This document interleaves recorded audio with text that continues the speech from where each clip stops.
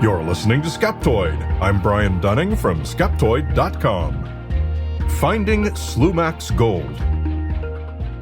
Welcome to the show that separates fact from fiction, science from pseudoscience, real history from fake history, and helps us all make better life decisions by knowing what's real and what's not. When it comes to writing books, there are two basic kinds of researchers. First, there's the person who works diligently to uncover the real facts wherever they may lead. And second, there's the person who digs only far enough to put together a good story. Between them, they've given us a massive literature consisting of countless volumes of fantastic tales, plus a much smaller subset of meticulous skeptical literature, which, as often as not, ends up poking holes in the majority of storytelling books. Today's treasure hunting story is one born of this ecosystem, a mishmash of actual historical record enhanced by storytellers, and brought somewhat back down to earth by skeptical researchers. It is the story of Slumach's gold. Slumach was a First Nations man of the Katzie Nation, probably born about 1810 in British Columbia. He spent most of his life in the region around Pitt Lake, near Vancouver. He mostly made his living as a hunter, hiking on foot and living off the land, though he was arrested at least once and did hard time for selling alcohol to other First Nations people and assorted other minor illegal activities. But the thing that put Slumach in the history books came late in life. On September 8, 1890, Slumach had a dispute, cause unknown, with another man, Louis B. With a single shot of his rifle from close range, Slumach settled the dispute. He was arrested for murder, convicted, and hanged on January 16, 1891. His remains are still where he was planted following his execution, in a numbered but unmarked grave in New Westminster, British Columbia, a few miles downriver from where he spent his life. And that's the story of Slumach. You may notice something appears to be missing. There was no mention of any gold or a fabulous lost mine. That's because what I just told you are the established facts of Slumach's life. Anything else you might have heard, most likely on TV series on the pseudo-history TV networks, had never been a part of the story until the years following Slumach's execution. It began with local lore, but was quickly magnified by local newspapers, then pulp fiction authors, then storytelling authors masquerading as historians, and finally to the TV shows where hardly any differentiation is made between fact and whole-cloth fiction. These stories began with a mysterious curse that Slumach is said to have uttered on the gallows. According to legend, but not to any contemporary accounts, Slumach is recorded to have said in his native language, "Nika memlus, mine memlus," which is claimed to mean, "When I die, the mine dies," and which some later authors have inexplicably reinterpreted as, "Whoever tries to find my mine will die." But how they arrived at that meaning is not made clear. The stories continued that Slumach had a habit of coming down out of the mountains and spending money lavishly in the saloons of New Westminster, going so far as to scatter gold nuggets across the floor. Mining in the area was placer mining, meaning gold dust and the occasional nugget could be found by panning in the rivers or by the use of a sluice box. Some greedy prospectors would follow Slumach into the hills from time to time, their murdered bodies later found floating down the river. Following one of his spending sprees, a beautiful young woman named Molly Tynan heard of these opulences and vowed to get in on that action. She struck out into the hills to claim Slumach for herself, but then her own body was found in the river, with Slumach's own knife still in it. It was for the murder of Molly Tynan, legend says, that Slumach was actually hanged for. But all of this, it turns out, appears to have been fiction. There are no records of murdered miners, no record of their bodies, and no record of a Molly Tynan. Researchers have hunted everywhere and come up empty-handed. And moreover, it's in clear black and white that Louis B. was the murder victim who sent Slumach to the gallows. Yet the stories only grew. Perhaps on the strength of this renewed interest in a heavily fictionalized Slumach, an advertisement appeared in the local British colonist newspaper in 1897, 6 years after the hanging.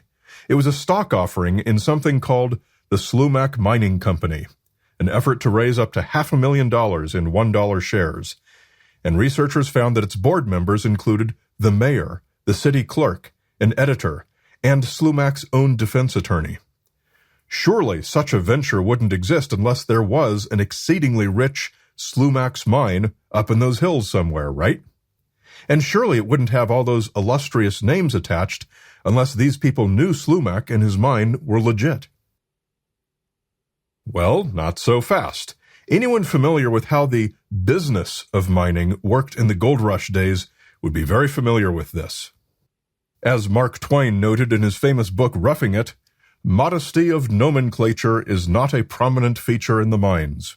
So if there was a famous name floating about, and if you hoped to attract investment in your mine, you gave your mine that famous name. In this case, that of a guy known for allegedly casting gold nuggets about willy-nilly in the saloons. So why the illustrious and well-respected names? The mayor, the lawyer, and such? Again, publicity. You throw each of those guys a few hundred shares to agree to be listed, and now it appears to investors that a lot of very serious people find this company worthy of their association. Scoring Slumach's own attorney, whom investors might assume knew all of his secrets, was just a cherry on top. Now, I never did learn what became of the Slumach Mining Company, but if its unnamed proprietors ever did manage to secure any significant investment, it's likely they packed it up and vamoosed. The growth of the legend was exemplified nowhere better than with the story of W. Jackson, a miner who supposedly showed up in New Westminster in 1901 and became obsessed with what he heard of Slumach's magnificent gold mine. When he learned all he could, he packed up into the hills and was gone for the better part of a year. When he returned, he told fabulous tales of the wealth he found, but he was sick and dying, presumably from the trials of his prospecting. He was rumored to have deposited at least $8,000 in gold into the San Francisco banks, then returned to New Westminster, where he died of his gold-induced illnesses. But not before writing a letter to a dear friend, a benefactor from his earlier days named Shotwell, in which he told where to find Slumach's gold and even drew a map. Given the price of gold in the early 1900s, which was very stable at just under $19 per troy ounce, Jackson's $8,000 in gold dust would have represented about 12 kilograms, or 26 pounds. It's hard to estimate the volume that would have required, as gold dust is found in granules mostly about the size of coarse sand, but it wouldn't have been very large physically given gold's great weight. Jackson was said to always keep his pack with him, and that 12 kilograms is not outside the realm of plausibility for a really good prospecting tour. It may well have been 10 years of panning also. Basically, a deposit of $8,000 was not so extraordinary that an exotic explanation is needed. But there's even more. If such a deposit was ever made, no record exists of it, thanks to the great 1906 San Francisco earthquake and fire that destroyed all bank records. It has never been possible to search documentary evidence to either prove or disprove Jackson's deposit. But on top of that, it appears that Jackson himself was apocryphal. There is no evidence he ever existed until stories about him appeared in books written after his alleged death. There are also no original or authentic copies of the thankful soliloquy he penned to Shotwell, or the map he drew. Various versions, differing in significant details, have been reproduced in different authors' books. One version was said to be in the possession of a man named Volcanic Brown, who revealed the fact in 1924, but never shared the text of it, and later died of exposure searching for the gold, in a search that itself became the fodder for much pulp fiction. Another was in the possession of a local historian, Bill Barley, who wrote about it in 1970, but also never shared it. Prospector Dick Carter showed off the best-known version of the letter in 1940.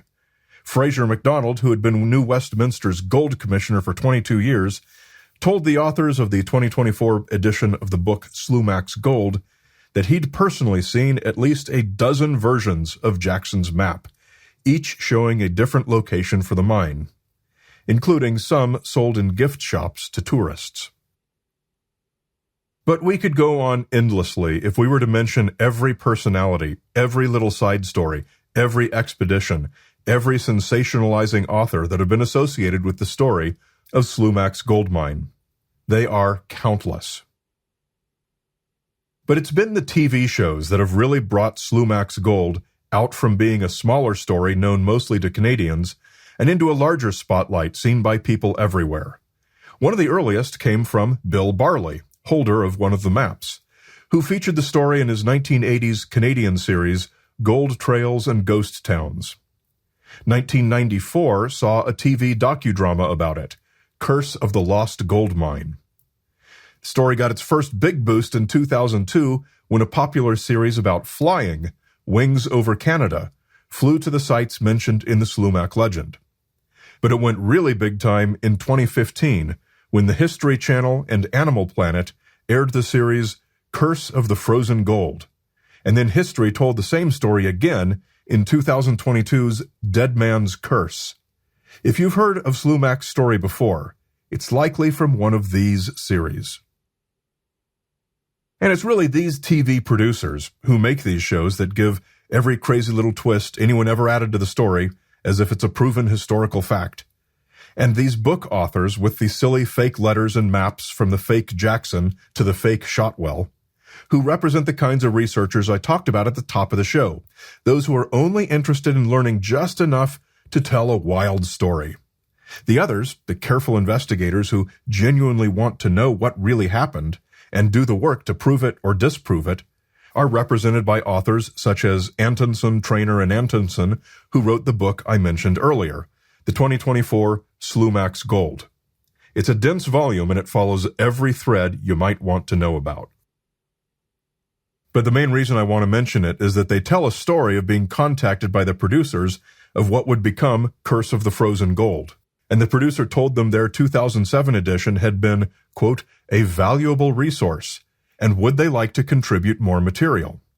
I had to laugh because I still get this call twice a year. Some production company has been developing a show about some ancient mystery, using one of my Skeptoid podcast transcripts as the primary source material, always uncredited, of course. And then they ask if I'd like to volunteer to help them develop the material further. It just made me laugh. Doing the hard version of research is a thankless job. We continue with more on Mark Twain's insight into fabulous mines in the ad-free and extended premium feed. To access it, become a supporter at skeptoid.com/go-premium.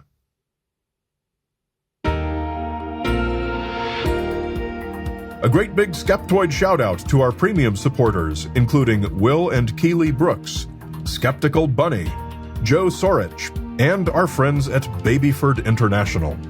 Skeptoid exists only because generous supporters like you click the Go Premium button on Skeptoid.com and make this a two-way street with your awesome monthly micropayments. And hey everyone, don't make them shoulder all the load. Jump on it, and let's do this together. Over the next couple months, I'll be giving my newest corporate and conference keynote, The United States of Misinformation, at various places around the country. To see the schedule or to book your own event, come to skeptoid.com/speaking. And remember, every Skeptoid episode has a transcript page at skeptoid.com with complete bibliographic references and further reading suggestions. And they also print out into nicely formatted PDF documents that you can share. Skeptoid is a production of Skeptoid Media. Director of Operations and Tinfoil Hat Counter is Kathy Reitmeyer.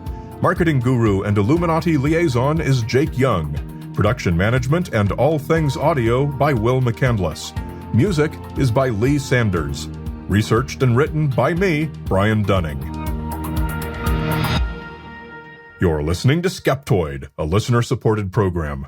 I'm Brian Dunning from Skeptoid.com.